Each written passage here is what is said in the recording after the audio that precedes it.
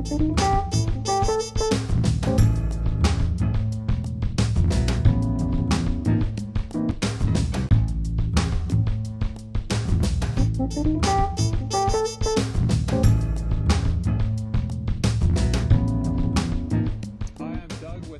Wong, and I have a Dr. Hasson patient here that you people that have done research may know as NicNitro on the websites.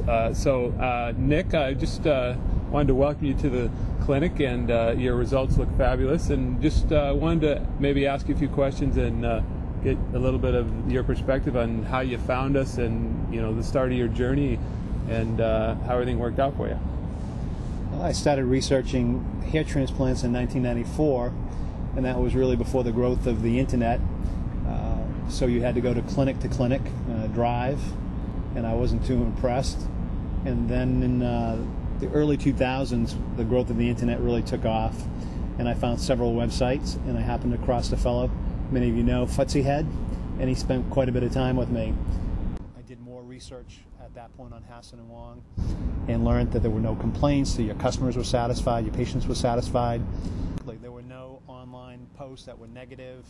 Obviously you have competitors that are going to try to always put a slant out there, but you can see through that. The patients that had done work, had work done by Hasson Wong, were very excited, and the results spoke for themselves. After looking at a lot of results from Hasson Wong and comparing them out, knowing I really needed a mega session, I made a decision to come in 2004 and have my first session, which at the time was fairly large in the industry, 6,279.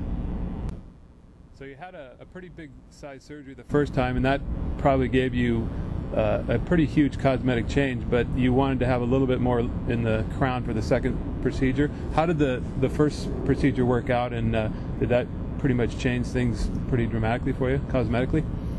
Cosmetically, yes. I mean, in my 30s when I had my hair loss, I felt like I was 50 years old, and once the hairline started growing in, it motivated me to get healthy, go to the gym, and I felt at that point more like a guy in my 30s instead of being my mid-40s.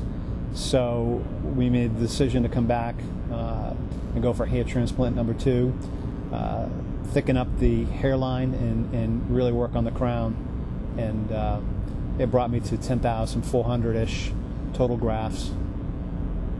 One of the rare guys that have had over 10,000. You had mentioned earlier that you kind of use this as kind of a motivational tool to kind of get back in shape and change some things. Sure. I mean, I'm closing in on 50 years old, and I feel more like I'm in my 30s. I'm in the gym 5 days a week, and when I came through the door here, I was 27% body fat. Today I'm 12% body fat. I think my overall appearance back when I was bald really, I wouldn't say depressed me.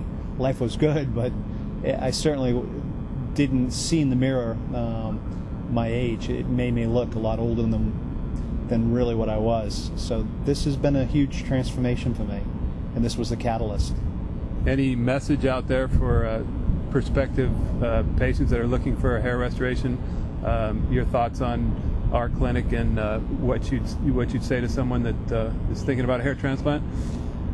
I would say to you today that hair transplants are not what you heard about in the 80s. The technology is superb. Most people in their mind think about the stuff that happened in the 80s with hair transplants. They still want to refer to it as plugs. And I'll say, no, it's not plugs. Look at my hair. Take a comb and comb through it. And they just can't believe it. If you come here and they give you advice that you're good to go, you should listen to them. That the results are going to be excellent because the 2 doctors here are world class. As far as your reaction that you've gotten from friends and family and maybe coworkers, any reactions? Do people notice? Do they? What's your overall impression of when people see you or talk to you about it? Well, for very close family and friends, they obviously know that something was done, but they can't believe it. They'll want to touch it. Friends that I see or family that I see intermittently, they always say, there's something different about you. You've lost weight, you've changed. Did you color your hair? Something. They can't really put their finger on it. The girl that cuts my hair, she has no clue. I started going to her about 14 months ago. I actually had to show her my photographs of my surgery, and she's just blown away by it. You had touched on a little bit of your journey to get here. Was there anything that maybe set Hasson Wong apart from other clinics, or anything that you discovered along the way that might have been some differences that kind of ultimately led to your decision? Well, number one would be proven results. I don't look for a medical practitioner with slick advertising and a big marketing campaign. I want to go in and have someone that's down to earth, that's going to take the time to talk to me on my terms, not medical terms per se, but I want to see results. I want to see patients, and just big budget advertising with patients that I can't determine whether or not they're real or they're just actors or actresses. It's not going to do it for me. What was your overall experience the day of surgery, comfort level, and was it everything you expected? Well, first, I mean, you don't know what to expect. It's the unknown. But pain management was handled excellent. There's always going to be a little bit of discomfort with needles and Novocaine, but again, they're not a big deal. I think it's the fear of the unknown that bothers most of them. If they can handle getting blood drawn, getting a tetanus shot, whatever it may be, a needle, they can come here and take care of it. Well, we appreciate you spending a little time with us. Your hair looks awesome. I'm really thrilled for you, and good luck in the future. I don't think we need to see you anymore, so it was good to see you. Thank you. My pleasure coming back.